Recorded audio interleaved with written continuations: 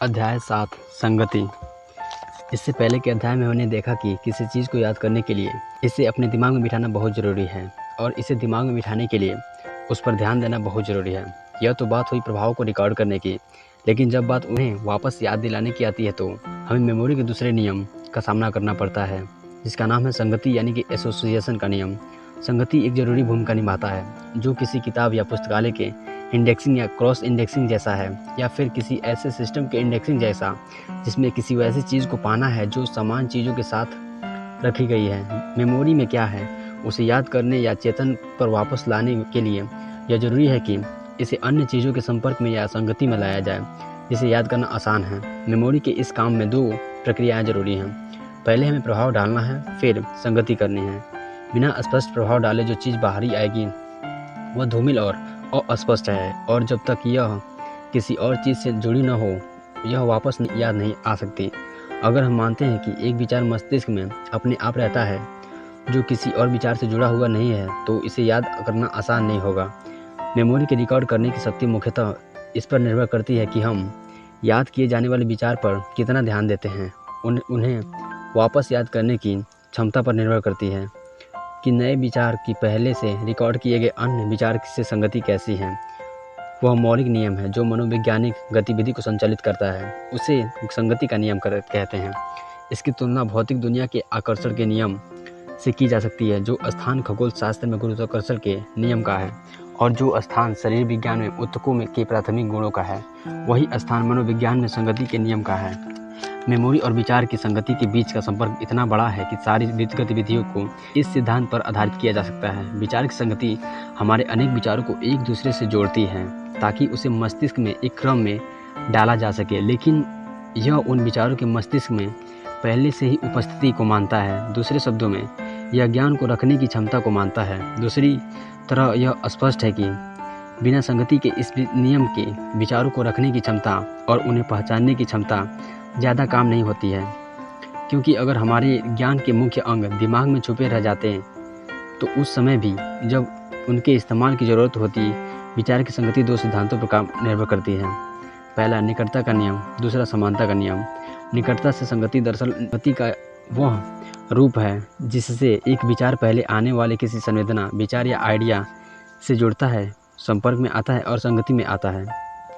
हर विचार या आइडिया विचारों की श्रृंखला में एक लिंक है जो उसके पहले और बाद में आने वाले लिंक से जुड़ता है। समानता से संगति दरअसल संगति का वह रूप है जिससे किसी आइडिया, विचार या संवेदना को समान रूप वाले विचार या संवेदनाओं से जोड़ा जाता है जो पहले आ चुके हैं। संगति का पहला रूप क्रम के संबंध में आता है और दूसरा प्रकार के संबंध में आता है। निकटता से संगति विचार और मेमोरी का महान नियम है। मस्तिष्क में संवेदना और विचार के बीच का संबंध रहता है, और जो भी चीज़ इसके बाद आती है वह सबसे मजबूत और अतरंग स्वभाव की होती है। सही बोले तो दोनों ही एक ही हैं और एक विचार बनाते हैं। सच बोले तो कभी भी कोई संवेदना अलग थलग नहीं होती। संवेदना एक स्थिति है जो पुरानी संवेदना के बाद आती है और बाद में आने वाली संवेदना में खो जाती है। हम भाषा की सरलता के लिए इन्हें अलग करते हैं। एक की शुरुआत दूसरे का अंत है और एक का अंत दूसरे की शुरुआत है। जब हम एक वाक्य को पढ़ते या बोलते हैं तो पांचवें शब्द की शुरुआत के समय चौथे शब्द का थोड़ा अंत रहता है। निकटता से संगति को दो श्रेणियों में बांटा जा सकता है। पहला, समय में निकटता, स्थान में निकटता। समय में निकटता में मेमोरी उसी क्रम में प्रभाव को वापस लाती है जिस क्रम में वे आए थे। पहले प्रभाव से दूसरे प्रभाव आता है, दूसरे से तीसरा, और इसी तरह कड़ी बनती चली जाती है। इसी तरह एक बच्चा वर्णमाला सीखता है और एक वयस्क कविता की पंक्तियाँ सीखता है। किसी कविता में एक शब्द का अंत अगले शब्द के प्रारंभ से जुड़ जाता है। इस तरह हम उन्हें आसानी से दोहरा पाते हैं, लेकिन हम उन्हें उल्टे क्रम में दोहरा नहीं पाते जब तक उन्हें इसी क्रम में न सजाया जाए। शब्द समूहों की मेमोरी इस तरह की संगति पर निर्भर करती है। कुछ लोग लंबी कविताओं को शुरू से अंत तक दोहरा पाते हैं, वह भी बड़ी आसानी से, लेकिन किसी विशेष वाक्य या छंद को बिना शुरू से देखे नहीं बोल पाते। स्थान में निकटता पोजीशन से याद आती है। इस तरह चीज़ की पोजीशन से जुड़ी हुई चीज़ों को याद करके हम उस चीज़ को याद कर पाते हैं। और जैसा हमने पहले अध्याय में देखा, कुछ मेमोरी सिस्टम इसी नियम पर आधारित हैं। अगर आप किसी ऐसे मकान और कमरे को याद कर सकें जिसमें आप गए हैं तो आप पाएंगे कि आप एक के बाद एक चीज़ को याद कर पाते हैं जो संबंधित पोजीशन में है, स्थान में निकटता में है या पोजीशन में है। सामने के हॉल से शुरू करके आपकी मेमोरी दूसरे हिस्से में जाती है, उनमें रखी चीज़ें याद करती है, इसके आधार पर कि आपने किस चीज़ पर कितना ध्यान दिया है। निकटता के सिद्धांत पर ही निमोनिक के सिस्टम बने हुए हैं, क्योंकि जब हम कुछ याद करना चाहते हैं वो हमारे मस्तिष्क में किसी वस्तु या जगह से संबंधित होता है और उससे जुड़े हुए विचार अपने आप ऊपर आ जाते हैं।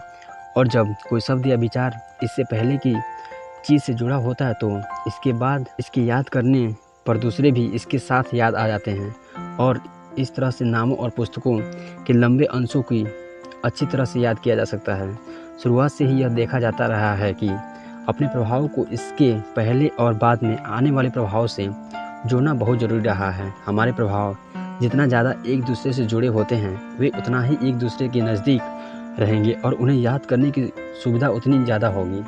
हमें कोशिश करनी चाहिए कि हम चीज़ों के प्रभाव को इस तरह बनाएं कि वे दूसरे प्रभाव से समय और स्थान में जुड़े रहें। मस्तिष्क में किसी चीज़ से जुड़ी हर चीज़ मेमोरी के लिए लूज एंड का काम करती हैं, और अगर हम उसे पकड़े और उसके पीछे रहें तो वह चीज़ हमें उस चीज़ तक ले जाएगी जिसे हम याद करना चाहते हैं।